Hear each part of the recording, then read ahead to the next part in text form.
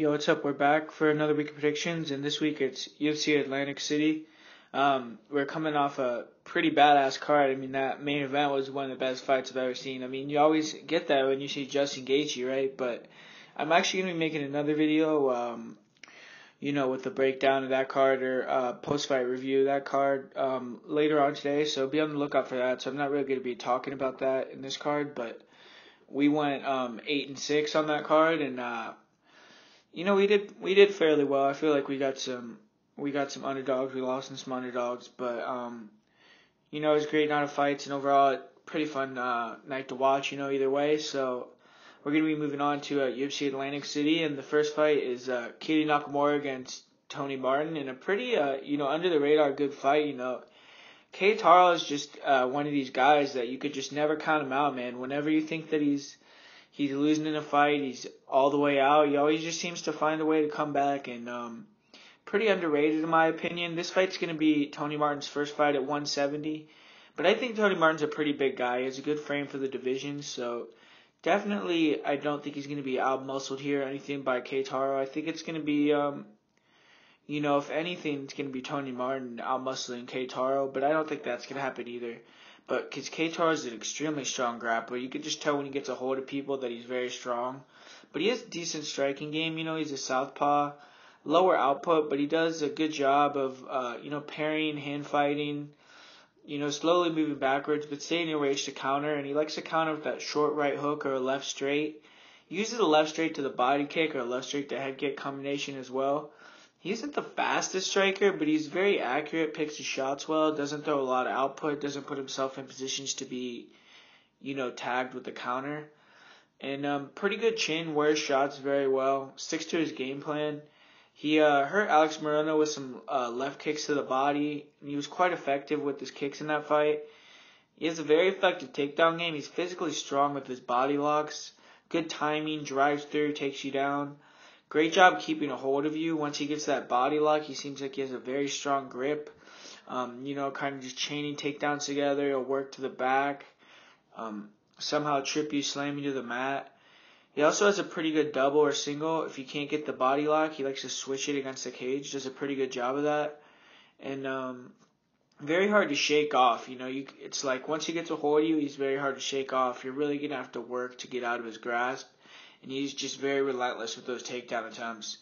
And he has a very heavy top game. It's really predicated on trying to get the back and the rear naked choke. He has 15 rear naked chokes in his career, so definitely something you have to look out for.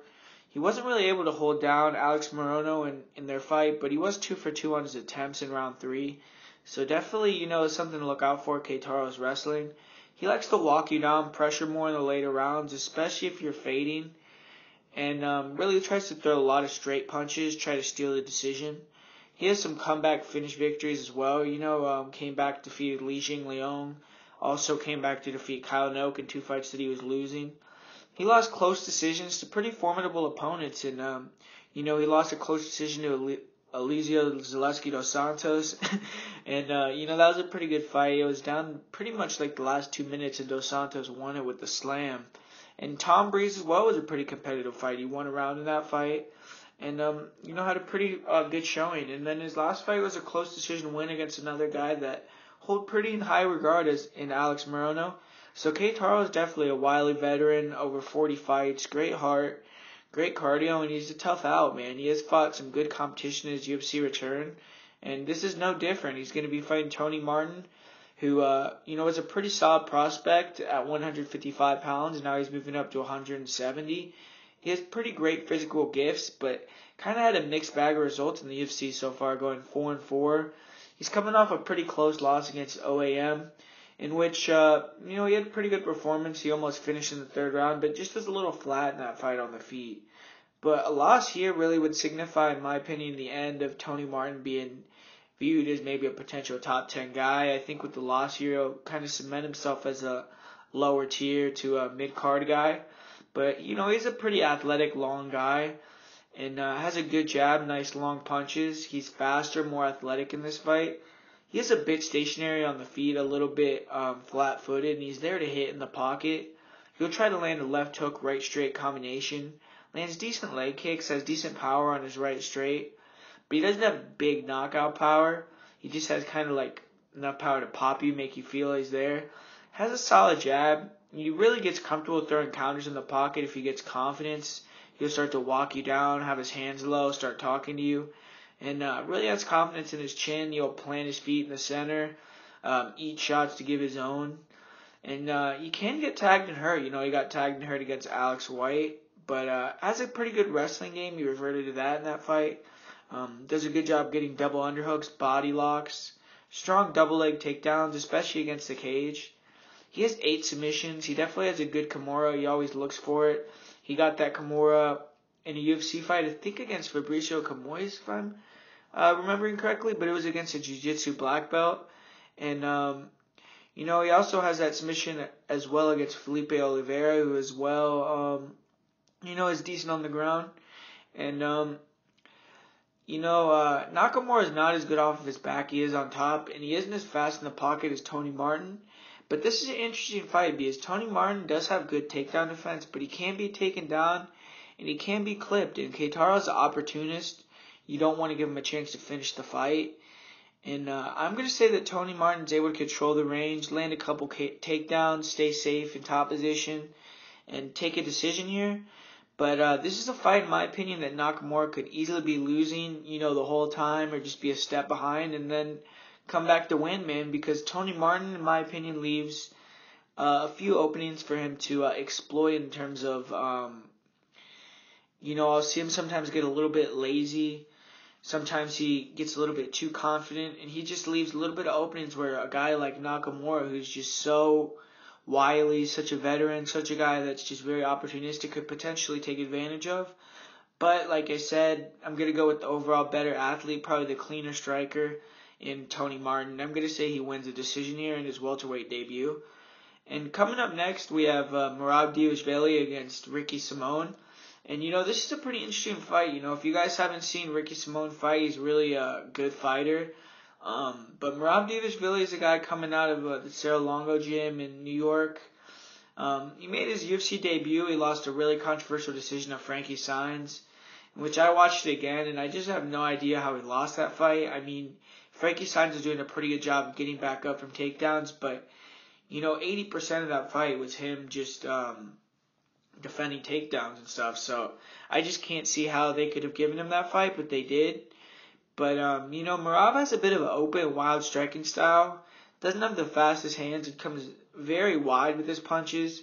He throws hooks, and he'll try to land a spinning back fist. He had success with that against Rafion Stotts. He knocked him out with it, and I think he kind of got a little bit happy with it. He'll use it to start a combination and ends it with a head kick. Really odd combination. He'll throw a spinning back fist and then throw a head kick. Or he'll start with the head kick and follow up with the spinning back fist. He does it both ways. And it's a little bit tricky. He's trying to hide the back fist or try to hide the head kick. But it's just, gives him out of position and also wears on his cardio. And I don't think it's like the greatest setup. It's pretty obvious. But if he catches you with it, he has a lot of power. And it throws nice kicks to the head, to the body, and to the legs. But his kicks don't seem super powerful, and they come pretty slow. Overall, as a striker, I think he has a lot of vulnerabilities. Keeps his hand low. He can go into the pocket without worrying about defense. But his main game is grappling. He was relentless with his takedown attempts against Frankie Saenz. He would do a good job of getting a hold of a single or double leg, being able to turn the corner, drive through, get the takedown. He also has a very strong body lock. Pretty good trip takedown as well. And you can tell he's just very physically strong for the division. He does a good job. Once he gets a hold of you, he'll drag you to the ground, stay on you. He wasn't able to get much ground and pound off or control against Frankie Saenz on the bottom. Frankie Saenz continuously got up. But he showed pretty good cardio. He was able to push for takedowns the whole fight. Have a pretty high octane style the entire fight. Definitely needs to improve his striking and also improve his ground control and ability to inflict punishment. Because he didn't inflict much punishment at all on the ground in that fight. Wore himself down a lot, going up and down with takedowns. And versus a guy who was a little bit more athletic, a little bit less easy to grab, like Frankie Saenz, a little bit less easy to close the distance. I think he could have had some real trouble. And he has a very difficult test here with Ricky Simon, man. Ricky Simon's one of the best prospects in the 135-pound division. The LFA champion, he's coming off a win on Dana White Contender Series pretty recently too. So he's definitely been in high-pressure situations, which should help him in his UFC debut. And Simone is a great athlete, very fast, very quick. He mixes his striking and wrestling together just extremely well. But he is a bit flat-footed in the striking realm, but he has good speed, good head movement, nice jab, very nice overhand right, nice straight right hand, very nice step-in knee. He landed a nasty left body shot, left hook combo, Mike Tyson style that knocked out his last opponent, Zani, to retain his LFA belt. It was in less than a minute, and he's explosive, very clean with his technique, just much cleaner on the feet than Merab, much tighter. Power in both hands, can close the distance very well. Throws solid leg kicks. He can go to the body with his kicks as well. Does a great job setting up his double legs or strikes, and he has a great drive and gets clean, easy takedowns. And his timing is just very good. He takes people down without much resistance at all. Has nice elbows, will attack the body as well on the ground. He passes very well. He'll try to get dominant position, submit, or rain down punishment. Isn't really, trying to keep position as much as he's trying to inflict punishment. Takes the back well. He's a great scrambler, and when he's on his back, he seems to not have much, but he does a good job controlling you and then exploding, scrambling up if you try to change position. So it does seem like a strong guy in terms of holding you down and controlling your posture. He has good cardio. He's gone 5 rounds before. Also has a solid chin, good toughness. Definitely, in my opinion, has all the tools to be a top 10, top 15 guy. And this is a pretty terrible matchup for Merab. It's on short notice. And Simone is just faster, cleaner on the feet. And I also think he's the better wrestler, which is what Merab really is going to have to lean on in this fight. And, I just think that Ricky Simone's a guy who trains all year round. This is a chance to get into the UFC. He just fought March 23rd, so this is going to be about 3 weeks after his last fight. And he won that fight in 59 seconds. Definitely didn't take much punishment at all in that fight. And I just think he should dominate this fight with his striking to takedown games. I think he's going to be able to take down Merab. Definitely think he's going to outstrike him on the feet. He's going to be faster, going to be a little bit cleaner. And Merab is tough. He's never been finished, so I think he's going to go the distance with Ricky Simone. But I think Ricky Simone's going to really cement himself, put on a clinic, and win a dominant decision here. And this is actually going to be my most confident pick of the night here with Ricky Simone. And I just really am very confident that he's going to get in there and get the job done. I know it's his UFC debut, but I just think he's a level above Merab. And up next, you have another pretty interesting fight. Leslie Smith versus Aspen Ladd. And Leslie Smith stuck on the Fight Pass prelims again, man. She has great fights after great fights, but, with everything she's doing with Project Spearhead, I think that maybe that's why she's stuck down here on the undercards all the time with the Fight Pass prelims, but oh well, we'll get to watch her fight again. She's a action fighter, man. She walks forward, crashes the distance with wide left and right hooks, throws a ton of volume. She'll throw nice left and right straight punches as well. And, does a good job of attacking the body. She does a good job keeping her punches long. She'll throw 10-punch, 15-punch combinations, just keeping in your face, just making you work, making you feel her. She definitely has power on her right hook. She dropped Irene Aldana with that hook.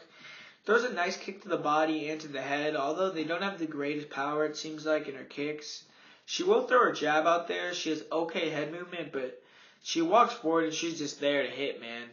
And she's a bit slow with her hand speed and her movements. She's not very athletic. She's just extremely tough, has great cardio, just puts it on you, man. Has very questionable takedown defense, but showed a decent get-up game against Rin Nakai.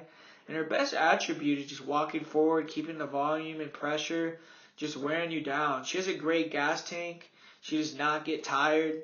She has a decent clinch work, nice knees, nice spinning elbows off the breaks, pretty good knees in the clinch.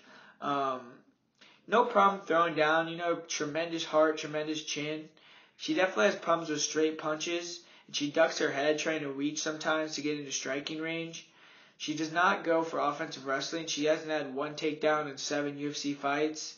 She's never gotten a submission or been submitted. She's a purple belt in jiu-jitsu, so not really positive where her jiu-jitsu game is, but definitely not an active seeker of the submission. And she's definitely going to need to have her takedown defense on point for a girl like Aspen Ladd. And like I said, I commend Leslie for starting Project Spearhead. I think it's a great thing, but you have to wonder how much that takes away from her training. I think this is the first time that she's, been this thoroughly involved in this Project Spirit. I know before she was, a part of that, whatever it was, MMA, or whatever the fuck it was. I don't even remember anymore, but she was a part of that where it was a collective, and now I think she's really the, main leader. So I think she definitely has a little bit more work on her plate doing the Project Spearhead things, but hopefully she comes in shape and, comes very ready to work. But in her last fight against Amanda Lemos, she was getting lit up. I mean, that girl looked pretty good. She had a good pressure style. And but Leslie Smith's pressure ended up getting to her. Amanda was coming in on short notice. It was her first fight in the UFC, and she gassed out in the second round, and Leslie was able to TKO her. And but Aspen Ladd's one of my favorite prospects in women's MMA, any division, man. She's just very young, only 23, constantly improving. Great forward pressure, great grappling game. She has a high guard. She'll walk forward behind her jab. She'll throw long hooks as well. She actually has a very similar striking game to Leslie Smith, actually. She'll cross the distance with straight punches.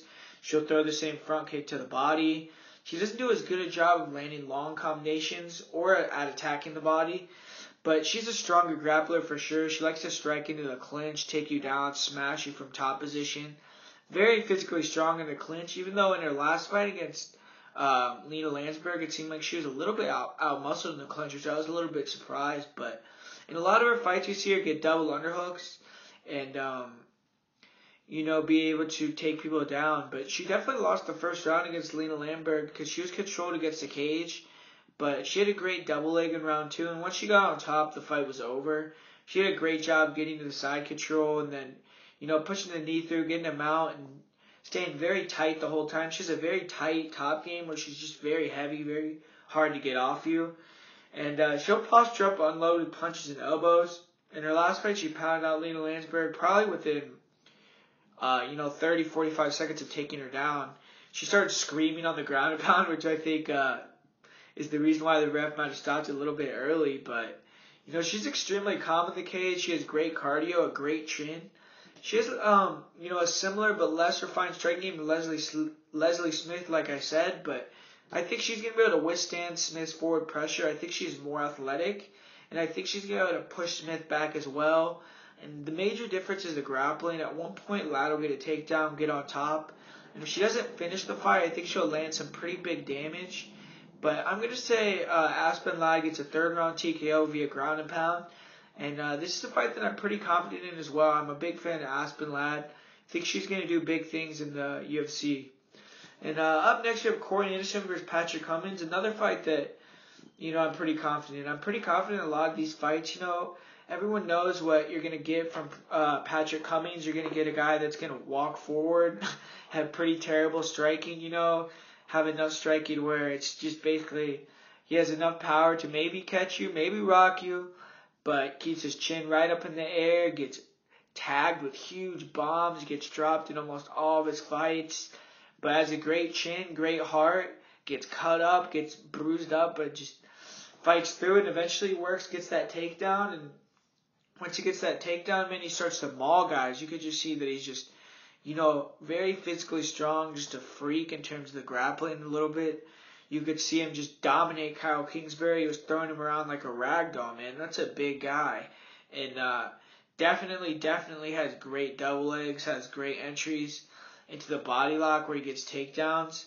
But I just think that Corey Anderson is a pretty difficult matchup for him. Corey Anderson's a guy who really has a great pressure, great volume, and, really works his footwork, tries to be on the outside, really has good takedowns as well. I think he's a former college wrestler. So, obviously he has his own wrestling credentials as well, and he's going to be difficult to take down, especially with the movement and the length advantage. And, Patrick Cummins definitely has problems with cardio, and Corey Anderson is much better on the feet. I think Corey Anderson definitely has a chin problem, but you could tell against OSP that, when he has his game going and he's able to just work and he doesn't get caught, like he got caught with that head kick, he's very effective. The guy's a good fighter, man. He really does a good job of keeping a lot of pressure on you, throwing a lot of volume, working from, throwing punches to getting the takedown, taking you down, to getting back up, working you against the cage. Just keeps a lot of pressure on you. And, I really like his style. He kind of reminds me of Frankie Edgar. I know that that's what he's trying to do. He's not nearly that good.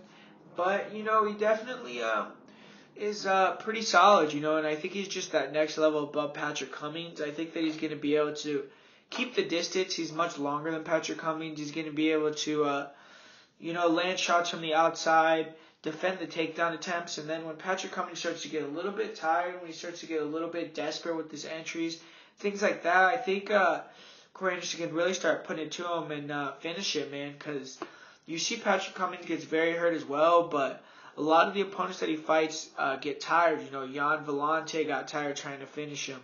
And you see a lot of guys get tired trying to finish him. I think Jan Blachowicz as well got tired trying to finish him. And Rafael Cavalcante as well, I think, also dropped him. So definitely a lot of people gas out trying to finish him. And Corey Anderson's not one of those guys. He has great gas tank, just one of the best gas tanks in the 205-pound division. And I think he's going to be able to get a finish in the third round here. And I'm pretty confident about this pick as well. And I'm going to go with Corey Anderson here by third round TKO.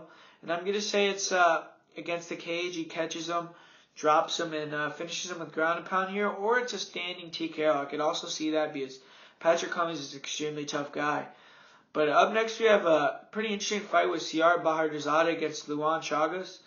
And Ciar, I've never been very impressed with Ciar Bahadurzadeh, even though he's a fun guy to watch, super aggressive, he's a knockout artist, but he's very wild, not very technical, walks forward with his chin up, hands down, wings, hammers, definitely throws with big power, big wind up, huge power in both hands. He'll weigh in with big hooks, try to get in close the distance, where he can land short, powerful shots. He can generate a lot of power from short distances.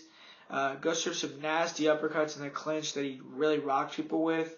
And he was a little bit more measured in his last fight in terms of letting Rob Wilkinson come to him, timing his entries with shots. But I think that had a lot to do with the huge reach advantage of Rob Wilkinson. And I don't think that Bahadurzadeh is the type of guy that's going to change his style. He's very confident. He'll attack with the offensive wrestling when he sees that it's a hole in your game. He did it against Brandon Thatch, but I don't think he has the greatest wrestling, but he'll shoot with double legs, get top position. Solid ground and pound, heavy hammer fists and punches. But he makes a lot of basic mistakes on the ground, even on top, puts his hand on the mat in the guard, leaving him very easy to get triangled. Brandon Thatch almost got a triangle on him, and his takedown defense is very questionable. And in open space, he does very little in terms of attacking or trying to get back up. He kind of just gets taken down against the cage. Does a decent job of getting up, but he gives his back to do so, and a polished grappler would make him pay for giving his back like that. He landed a nasty body kick in his last fight. He definitely seems to have big power in his kicks, just like he has in his punches, but he rarely throws kicks. Definitely should throw a lot more kicks. Struggles to find distance, like I said. When you're open in space, he does very little in terms of attacking or trying to, back you up. He kind of just waits for you, or he'll kind of wane in with a blitz. He never really does much in open space.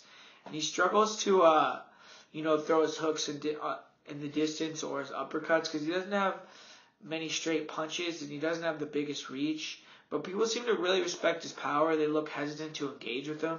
He's a finisher and definitely is opportunistic. He'll jump on submissions, go for the kill with the KO. Has a good chin, never been finished by strikes, and actually does a pretty good job pacing himself between his blitzes to have pretty good cardio. He has definitely gotten better with it over the years. You could see he's kind of blitzing, then he'll rest, get his energy back up, almost kind of like Yoel Romero-ish, but he's definitely not nearly as good. Definitely a guy like, kind of similar to Alex Garcia, where Alex Garcia does the same thing, but Alex Garcia definitely has much bigger gas tank problems. But Luan Chagas, for Chagas, he's much faster, more explosive. I think he definitely has cleaner striking technique, but maybe not as much power, but he has some pretty good power himself. Good athlete, good size for the division. Very fast hands, throws solid combinations. He was much more deliberate in his last fight against Jim Wallhead, not so aggressive and crazy out the chute. He'd gotten a little bit of trouble in the past in his UFC career from, hurting his opponents early, then gassing out or trying to go for the finish and then getting hurt himself.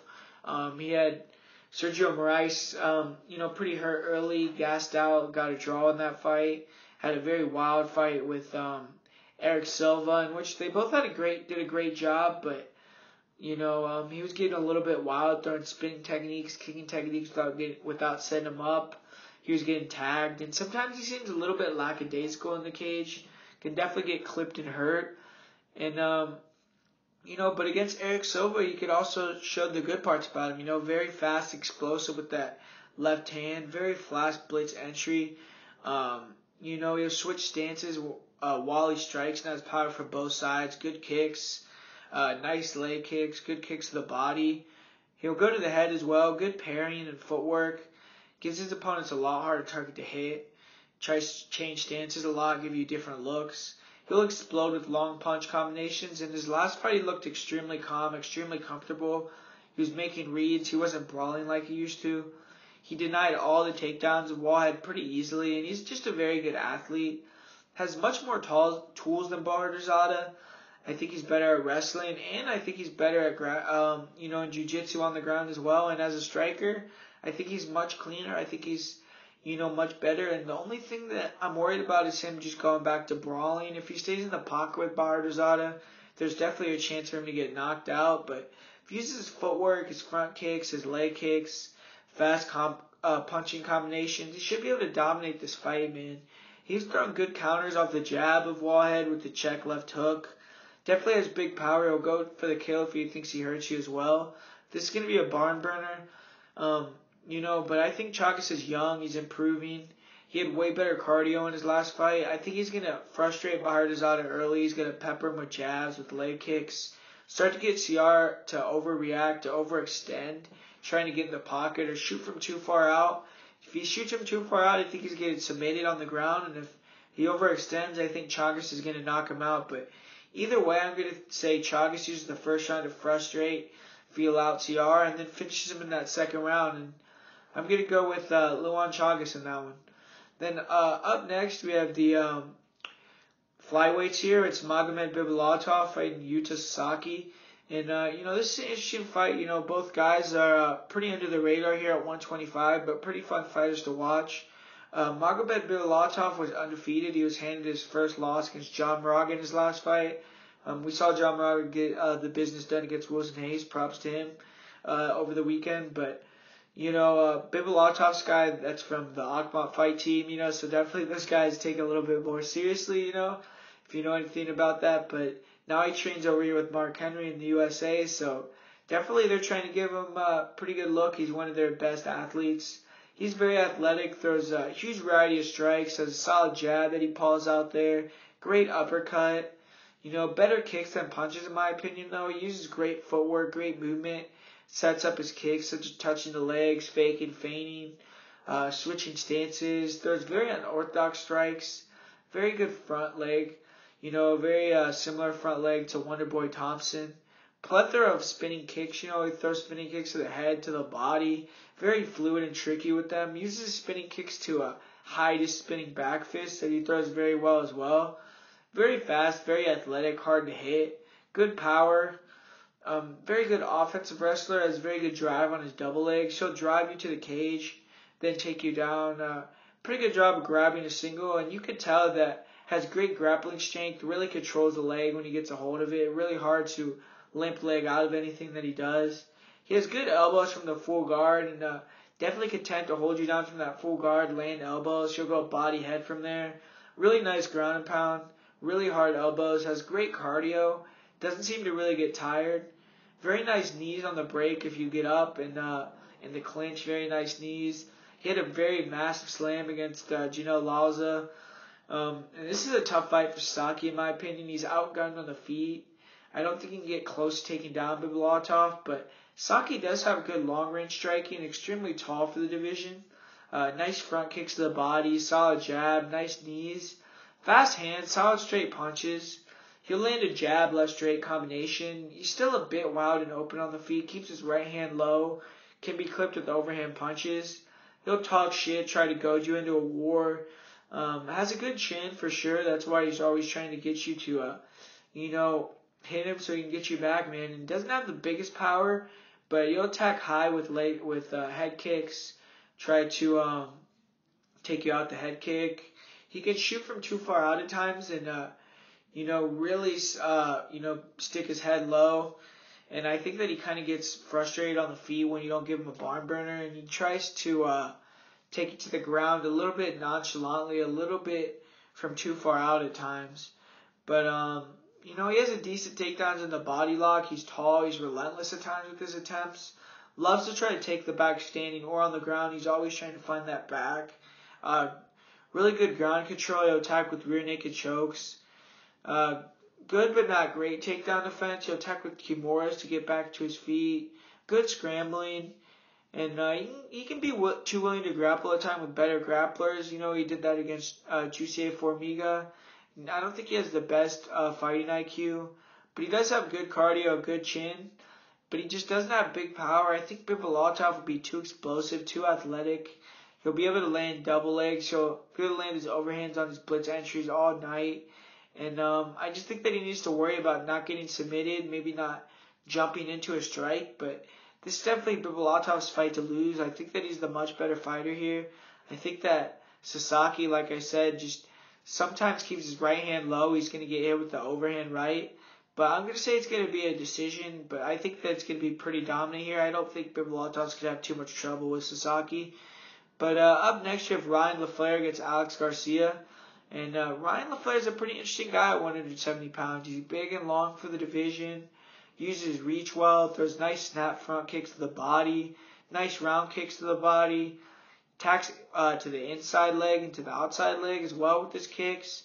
And being a southpaw, he usually has that liver target to hit on his opponents as well. Solid jab, nice straight right hand, decent hand speed. He can land some long combinations, especially if he can get you moving backwards. He controls distance very well while keeping heavy pressure. Just keeps you right at the end of his shots. Uses good fakes, good false starts, try to disguise when he's going to throw, when he's going to go in. And he does a good job of getting you to go second. It really kind of reminds you of Brad Tavares on the feet in terms of just getting you to go second. Not anything else, because he's definitely not as technical as Tavares. But just he does a good job of lulling guys into just waiting for him. But he has a solid check left hook. He struggles with extending combinations in the pocket. Keeps his chin a little high.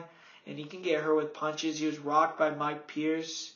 And most recently he was really taken out by Alex Oliveira. Pretty terrible knockout with an uppercut. You have to really question his chin after that knockout, but he has taken a good 9 months off. So, pretty good time off. And I think that, that's subsequent, but Alex Garcia hits like a truck, so you have to see what happens there. And Ryan Laflare is very heavy pressure, always comes extremely conditioned, uses his cardio as a weapon. He makes you work on the feet, always staying in your face, good in the clinch. He'll land nice knees to the body, very physical for the division. Just a guy that's just always going to be there, always going to be making you work. Pretty great, good wrestler, great timing on his entries, good single leg, good body lock takedown, extremely heavy on top, hard to get off of you. He'll attack with some decent ground and pound, hunt for submissions, but his main mission is just to keep you down, win the fight, man, win the round. He's a great point fighter. He's 6-1 in decisions in the UFC. Only loss was against Damian Maia. And he's fighting one promising prospect, Alex Garcia, looking to kind of put some hope back into his career. He's a physical specimen, great athlete, and at one time, he's supposed to be the next big thing coming out of TriStar, but definitely had mixed success in the UFC. Short, compact, very explosive and powerful. Really almost purely likes to box. Doesn't go for a ton of takedowns. Doesn't throw many kicks.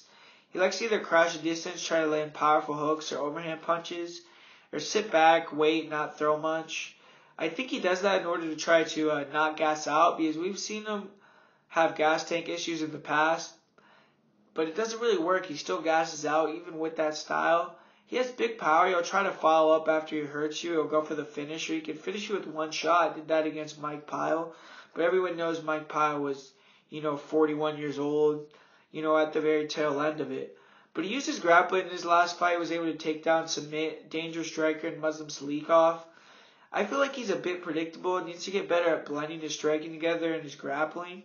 He's always lost when he's taking that step up in competition. His wins in the UFC are very questionable. Muslim Salikov, 41-year-old Mike Pyle, very old Mike Swick, Sean Spencer, not in the UFC, Ben Wall, not in the UFC. And against Tim Means, Garcia was very tentative after round 1. Tim Means, he was piecing him up, and then I think Garcia felt that every time he threw, he was getting countered, and he was barely throwing anything after that, and just became an increasingly easier target to hit. Although he used that strategy explode and rest, he still seemed to gas very quickly in that fight against Tim Means. And Tim Means is also able to bully Garcia in the clinch a little bit, throw him around in that plum. Pretty surprised by that. And I think that Laflare's game plan should be to try to get in the clinch and cage grind early, try to wear down and slow down Garcia, just try to get that big power out of him, and then just stay long and pick him apart. And I think that, Alex Garcia is going to get tired, man. I think Ryan Laflare doesn't.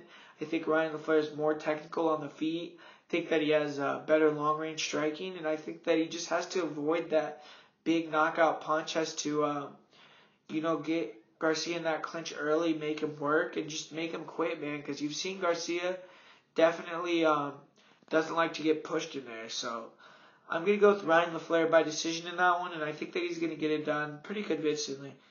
And up next, we have a pretty fun fight, man. Jim Miller against Dan Hooker. We may be seeing one of the last stands for Jim Miller. Who knows? He's only 34 years old, but he's fought 28 times in the UFC. Pretty incredible, man. He's had a great career. And he's as game as they come. Still a tough out at 155. I feel like he still has good weapons, like when you see him fight, he still looks dangerous. He's a guy that really wants you to give him a come forward fight, but has a really nice inside low leg kick. Very effective with that. He'll snap off the body kick as well. And has a very nice jab, left straight combination. He throws a lot of heat with that left straight. He'll throw hard check right hooks as well. But he struggles to get his distance at times if you're not coming in on him and you're not giving him that, brawl.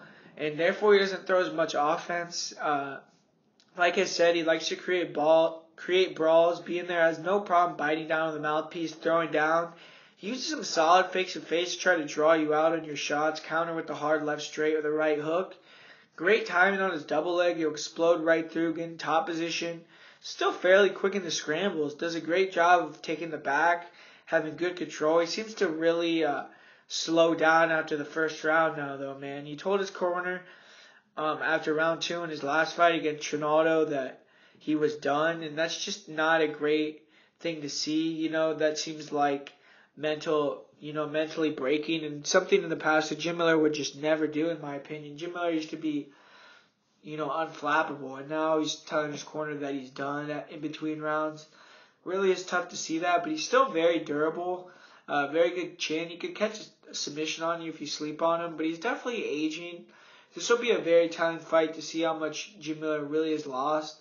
He's lost 3 in a row, but pretty stiff competition. He lost to Anthony Pettis, lost to Dustin Poirier in a pretty competitive fight, and most recently losing to Francisco Trinaldo. He's always a perennial tough out. So now that he's getting Dan Hooker, definitely a step down from those guys.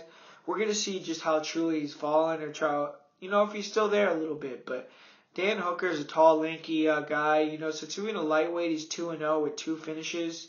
He was really a huge 45er. Not sure how he made that weight, but still looks like a pretty big 55er. But he's a solid kickboxer, uses his range and his reach fairly well. He'll throw a lot of kicks, likes to throw a front kick to the body. Very nice long-range attacks. He sticks his jab out there, throws nice leg kicks, both inside and outside. Throws a nice straight right hand, nice check left hook, has good hand speed.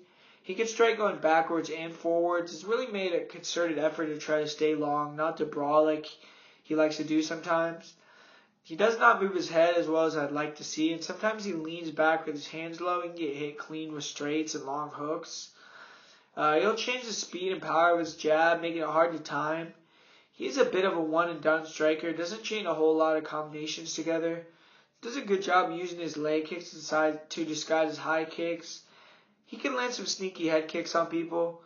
He has a great chin, can eat shots, continue to walk forward. Timing an amazing step in knee that knocked Ross Pearson out cold. That was really a really, really beautiful knockout. He used a lot of fakes and fades against Mark Giacchese. He tried to draw him out, counter, just tried to be on the outside. And he did a much better job keeping the range, not letting his opponent get inside, not getting in a brawl. But they were both strikers. Neither of them were really trying to take each other down. Even though at the end, he did get a guillotine off a takedown attempt. But he has questionable takedown defense. He was taken down pretty easily by Jason Knight with both the single and double leg. He has a good knee that you have to worry about if you go for a takedown, or you have to worry about the guillotine that he got in his last fight. But he definitely gave him his back. Jason Knight had very questionable rear naked choke defense.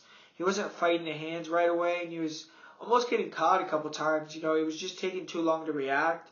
And Jim Miller's extremely fast getting that back still. Much better at finishing on the back than Jason Knight. So definitely doesn't want to allow Jim Miller to get in that position. But he's actually pretty good at denying takedowns from a guy that's not terrible at takedowns. And Mark Giacchese in reverse got on top, was taking him down. But I still think Jim Miller early is a pretty good double leg. I think he's going to be able to take down Dan Hooker in round 1. But Dan Hooker has very good cardio. As long as he can survive that first round against Jim Miller, I think he's made a lot of improvements in terms of fighting at a distance, sticking to a game plan. Really seems to have been working on his wrestling as well. Like I said, he was out wrestling Mark Giacchese. And he's going up, while Jim Miller is going down. I think he's going to want it more in that third round. I think it might be 1-1. And I think you're going to see Dan Hooker just wants it more, man. I think Jim Miller, sadly, is on his way out. And I'm going to say Hooker wins this fight 29-28. Pretty fun back-and-forth fight. When has Jim Miller not ever been in a fun fight? But up next, we have a really interesting fight. Aljamain Sterling against Brett Johns. See a lot of people on Brett Johns in this spot, but, this is an important fight in the bantamweight division. Now, Aljamain Sterling's looking to remain in the mix. Brett Johns is trying to take his name, take his stature, and, just become one of those guys that people talk about in terms of the top guys at 135. But Sterling, he started off 12-0 his career, but he's dropped 3 of his last 5. But they've definitely come against, some of the best in the world. Maybe not Brian Caraway, but that split decision loss to Rafael Assunção, which a lot of people thought he won that fight. And then he also had a setback against Marlon Moraes where he got knocked out pretty badly. But he's steadily improved with his hands, has more faith in his hands now. Tries to stay long. He'll throw out long hooks with both hands. He'll pot shot you, try to land, get out of the way. He is extremely athletic, just really fast, good head movement. He has good kicks, throws a ton of different kicks. He'll attack to the body and the head with the snap in front kick. His nice round kick, and he is extremely fast and athletic. Overall, his striking is just not super dangerous, though. I just don't think he has the biggest power. I don't think he sits down on his shots. But his bread and butter is still his grappling. He has been saying things like, I like here leading up to this fight. I really like what he's saying. He's saying that he's going to remind people why he's the human backpack. He's the best grappler in the division. And I feel like he's veered away from that style, trying to strike more of late, maybe because a lot of people are giving him shit about his hands. But now if he's going to try to make a return to that grappling heavy game, I think that's exactly what he needs. He's incredibly explosive. He'll get in on body lock, trip doubles, single legs. Just a very good wrestler. Very good at, a bunch of different types of takedowns. Very strong on top. He likes to grapevine the legs, try to slide right into mount. When he takes you down, he puts heavy pressure on you, land elbows until you give him that side control, and then the mount. Or he'll take the back. On the back, he's super hard to get off. Very long, does a very good job of getting that body triangle in, really, pushing on you, making you work, and really does a good job sneaking in those hands, getting that rear naked choke. Has really great chokes, really good submissions. Very good defensive wrestling as well. Very good scrambles. He'll roll for leg locks to try to, recreate scrambles, get up off his feet. And he has no problem taking down anyone in that division, man. He showed that, taking down Augusto Mendez. He's one of the best jiu-jitsu practitioners in MMA. He always has a gas tank, man, that just does not tire. He'll push the pace all 3 rounds hard. But he just got knocked out very badly 4 months ago. Very badly, where he was out multiple minutes. So you have to see how his chin will hold up.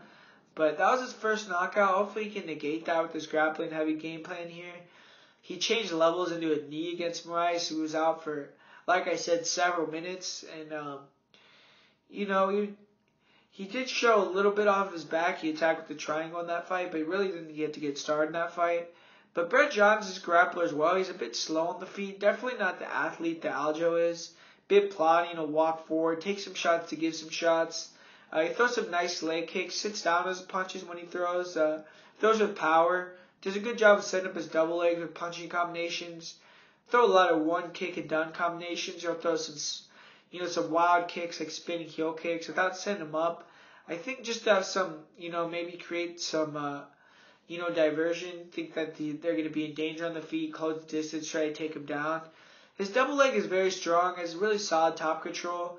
No problem staying your guard, landing short punches and elbows, keeping top control. Good hammer fist on top, short elbows. He likes to get that can opener position in the guard, land shots to the head. He's a judo black belt. He doesn't really use many judo takedowns. Definitely likes that double leg against the cage a lot. And this is a sizable step up for Brett Johns. Brett Johns is, fought Joe Soto, fought Albert Morales, Kwanho Kwak, but no one that's nearly the wrestler, and in my opinion, the athlete of Aljamain Sterling. And Brett Johns is much more traditional on their feet. He'll keep his guard high, attacking punches, inside leg kicks. Likes to set up a rear uppercut after faking the level change. Which if he can land, is very nice. Has a nice straight right hand as well. Sometimes in space, he can look uncomfortable on the feet, shoot from way far out. Against the cage, he is very good at getting takedowns. He gets them pretty easily. In his last fight, he got a quick calf slicer, a very weird finish, so you didn't really get to see much.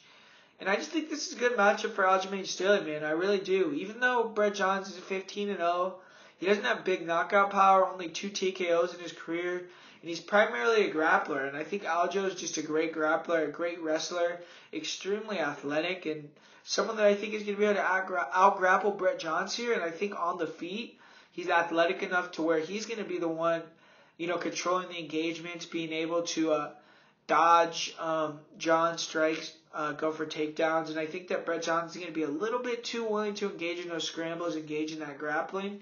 And that's why I'm going to say Aljamain Sterling takes the decision here and bounces back. And I'm going to go with Aljamain Sterling. And up next, we have another pretty interesting fight with David Branch against Thiago Santos.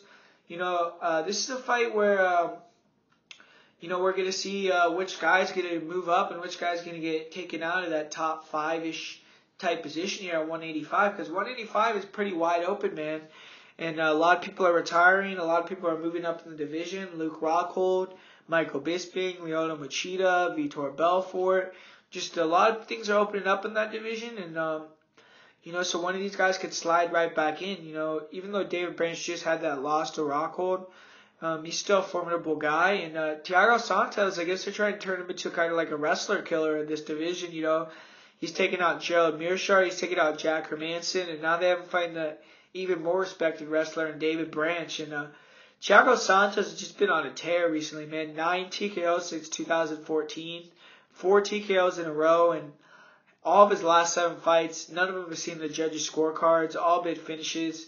So Thiago Santos is a long, athletic striker, just a beast.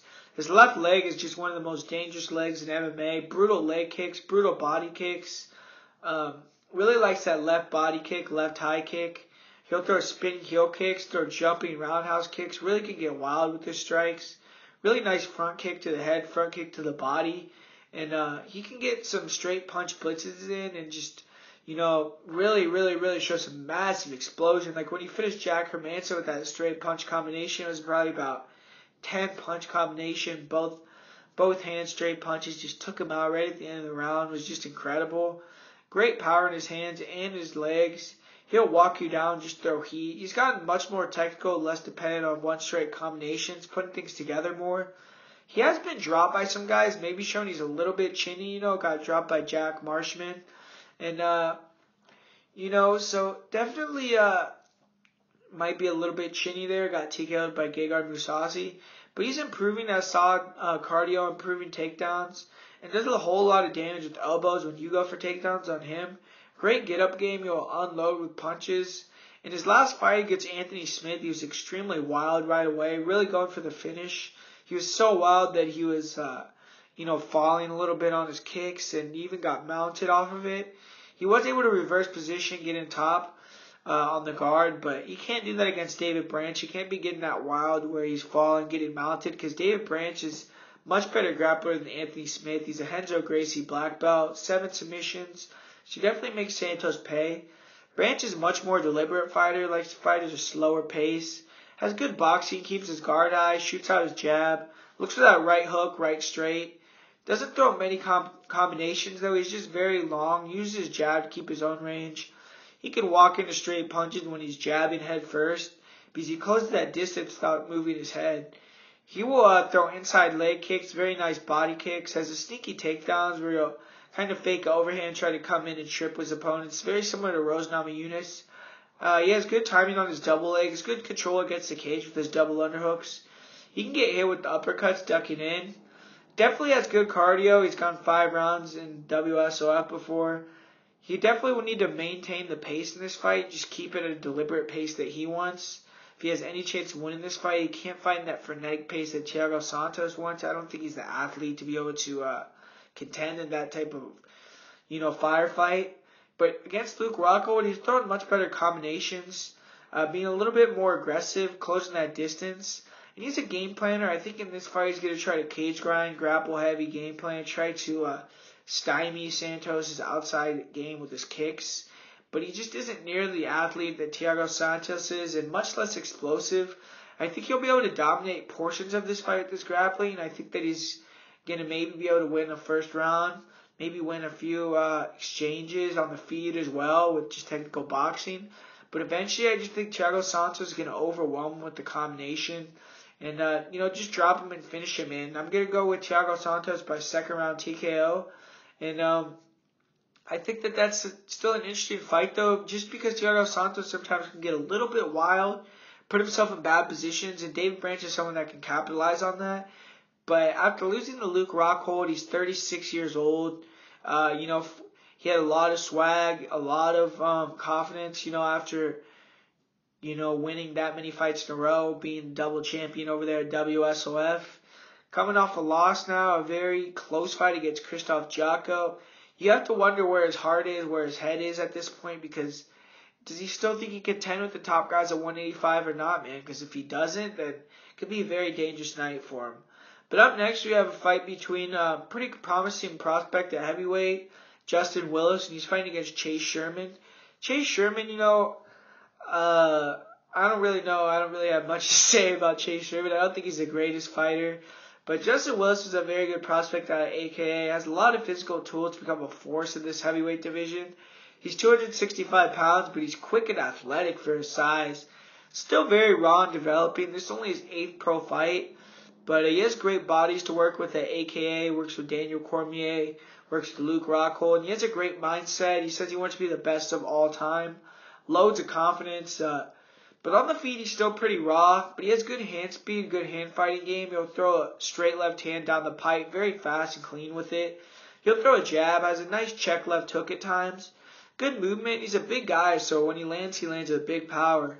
Really pushes you back with his presence in the octagon.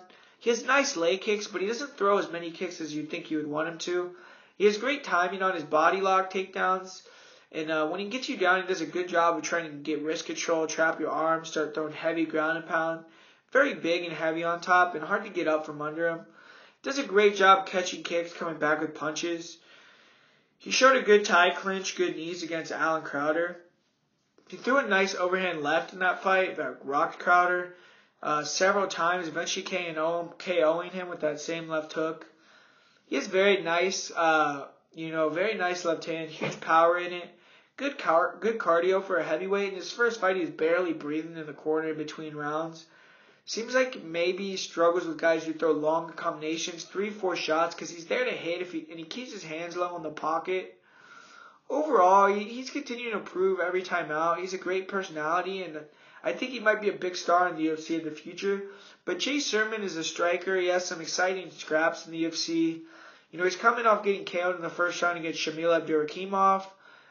Sherman's another pretty fast heavyweight, good hand speed, throws a lot of kicks, very nice leg kicks, solid jab. He can go up to the head, throw a snap kick to the body. He'll go with inside leg kicks, outside leg kicks, oblique leg kicks. Really likes to attack that leg. Does a very good job of that, actually. He sticks to moves, tries to stay technical, tries to stay long. Doesn't throw a bunch of power into shots because of that. He doesn't sit down on his shots. He can lose his technique and get wild if you engage him in a firefight. He doesn't move his head off the center line. He gets hit with the overhands. He has cardio issues, gets extremely tired after round 1. Does not have good fight IQ. He'll let you dictate the type of fight that goes on. If you pressure him hard, he'll just back up. He'll let you go first. He stands tall, tries to stay long, makes his shots, makes his shots up, stay long, stay technical, but it makes him lose power. And I just think people don't have any fear of walking him down. And there's no reason to believe that Willis will be any different. I think he's going to walk through Sherman's shots, walk him down, eventually land a hard left hand that hurts Sherman, and finish him in round 2. I think that Justin Willis could also take down Sherman whenever he wants. And this is a pretty confident pick as well. This is one of my most confident picks of the night. I'm going to go with Justin Willis. Second round TKO by either left hand KO or finishing with ground and pound. But I'm definitely going to go with Justin Willis there. And like I said, I think he could potentially eventually be a factor in the heavyweight division if the UFC, pushes him in the correct way. I don't want him to get a big-time fight next, but, what I think could be interesting, if he wins and then Tai Tuivasa wins coming up, I think two young guys like that matching up may be a great fight. Because I think that Tai Tuivasa struggles with takedown defense. And like I said, Justin Willis may have struggles with overhands. So we're going to see, maybe who's a little bit better. That would be a good fight. I think there's a lot of young heavyweights coming up that are very interesting. But up next, we have Frankie Edgar versus Cub Swanson. And, there isn't that much to say about this fight. I think that if Frankie Edgar did not get knocked out, we had this fight rebooked, he might even be, close to minus 400 favorite here. But they have him at, around minus 200, minus 220, just due to the fact that he just got knocked out, man. But we already saw this fight. We saw that how much better Frankie Edgar was in the wrestling, how much better he was in the jiu-jitsu, how he's able to control Cub Swanson, how easily he was able to take him down. He just ragdolled the guy, just beat the brakes off him. And, Cub Swanson's, I like Cub Swanson, but he's just never been a guy that's ever been able to contend with that elite of the elite. It seems like he always loses when he gets that huge step up competition. He's a very good guy. He's a legend in the business, but, other than I think that he's going to be trying to use his footwork, use his movement on the outside, use a lot of kicks, or maybe not use kicks at all. It's really hard to say because you don't know if he wants to use his kicks to try to stay long, stay on the outside. Maybe he wants to try to knock out Frankie Edgar very early. He thinks his chin isn't going to be there. Or is he going to throw no kicks, try to throw punches, use his boxing, use footwork, and just try to, finesse Frankie Edgar maybe like Jose Aldo did. But either way, man, I just don't think that this fight's going to look much different. I think that Frankie Edgar is pretty smart. I think that in his camp he's going to know he's probably not going to be doing a ton of sparring, just really preserve that head. And in this fight, you need to do some BJJ, and you need to do some wrestling, man. Get that chain wrestling going. Get that, dirty boxing game, that short boxing game going. Get inside, take down Swanson, and go to work on the ground just like you did in that first fight. And I'm going to go with Frankie Edgar here, man. I think that he's going to be able to dominate this fight. I'm going to go with the second round submission. I think that Frankie Edgar is going to be really motivated. He's in New Jersey, in Atlantic City, in his backyard. And, there's a reason why I wanted this fight. I think that he's extremely confident in the matchup. I think that the first time when he fought Cub Swanson, I think that he likes what he feels there. And I'm going to go with Frankie Edgar. I think that he's going to bounce back. And to be honest, I really hope he does. Really like Frankie, man. And it would be really sad to see him lose 2 in a row like that. So I'm going to go with Frankie Edgar. I'm going to say he bounces back, wins by second round submission. And up next, we have Edson Barboza versus Kevin Lee in the main event. And, oh, shit, man. They keep giving us great fight after great fight, man. This is another awesome fight between Kevin Lee and Edson Barboza. And, Edson Barboza, in my opinion, he's an amazing striker. Like everyone says, he has some of the fastest switch kicks in MMA history. Some of the nastiest KOs where he KOs people with spinning heel kicks. Just very quick. He KO'd Dariush with that beautiful jumpy knee. Very dangerous, man. He can catch people going backwards. If you can let him get in a rhythm like he did against Gilbert Melendez, he starts digging those leg kicks. Pretty dynamic striker. Nothing you could take away from that. But I think that his hands just aren't nearly at the level of his kicks. I think that his kicks are just much stronger than his hands. And people that really get inside that distance, try to close the distance, don't let him breathe, suffocate him, close in on those kicks. They really, really seem to have a lot of success against him, man. It seems like that game plan is just tried and true against Edson Barboza. Beneil Dariush was having a ton of success with it. He got caught. That's something you always have to worry about as well. But you've seen a lot of people, beat down Edson with that forward boxing style. And everyone knows that Kevin Lee's working with Dewey Cooper. He's been working with Dewey Cooper for a long time. I just think that he's very underrated with his hands. It's very tight boxing. And, a lot of people, like I said, have given Edson problems with that style where they're boxing, and he seems like he's a little bit chinny in that pocket. I'm not gonna lie. When he gets hit with punches against Gilbert Melendez, his leg was basically done, man. And Melendez was still able to get inside, land some hooks, land some punches that really seemed like they got Edson's attention. Beneil Dariush was doing the same thing. Tony Ferguson was able to rock him. Michael Johnson was, able to use footwork, evade from the outside, but just Donald Cerrone rocked him. A lot of people have been able to rock Edson Barboza. Jamie Varner knocked him out. But, I think that Kevin Lee is just much more dynamic. He just has a lot more tools, man, in terms of his wrestling as well. Has a very, very good double leg, very good body lock to take down. That guy is just very, very athletic as well. Closes the distance like nothing, man. Like I said, I think he actually has very underrated striking, very clean right hook. Very, very, very clean technical striking, man. He'll throw nice boxing combinations, keeps his chin low, his guard high. Throws some nice kicks, a real nice body kick, a nice head kick. He's the type of guy that I think also you need to really, really put him down. I think that people are under this impression that Kevin Lee's a quitter or something like that. But I don't think that, man. I think Kevin Lee has a lot of heart. I think that he's a guy that can push through a lot. You saw when he fought Magomed Mustafayev. He's getting nailed with huge body kicks. They're just drilling into his body. And he was slapping his body, telling him to give him more. And I think that Kevin Lee's going to be coming in there with a point to prove. You saw that against Tony Ferguson. He was able to take Ferguson down, get him out, really, really bully Tony Ferguson on the ground. Really impressive performance. And he had staph infection. Got tired, ended up losing that fight, but really showed what he could do. And previous to that, man, he was on a tear, I think he had 4 straight rear naked choke submissions, where he's just very good at getting that back, locking in that rear naked choke, and it's over, man. He's just extremely athletic, extremely strong guy, very physical for the division, and I think that Kevin Lee's going to run through Edson Barboza, man. I really do. I think that Edson Barboza just had an absolute war with Khabib Nurmagomedov. He took a ton of punishment in that fight. I don't think someone comes back the same from that, man, especially right away, 4 months later. It's not like that was a short, finish where he knocked him out, it was over. That was a prolonged ass whipping, man, and I have to wonder where Edson's head is, his mind is at this point as well. And I'm going to go with Kevin Lee, and I'm going to say that he wins dominantly. 3rd round rear naked choke submission. And that's one of my more confident picks of the night as well. All the respect in the world to Edson Barboza.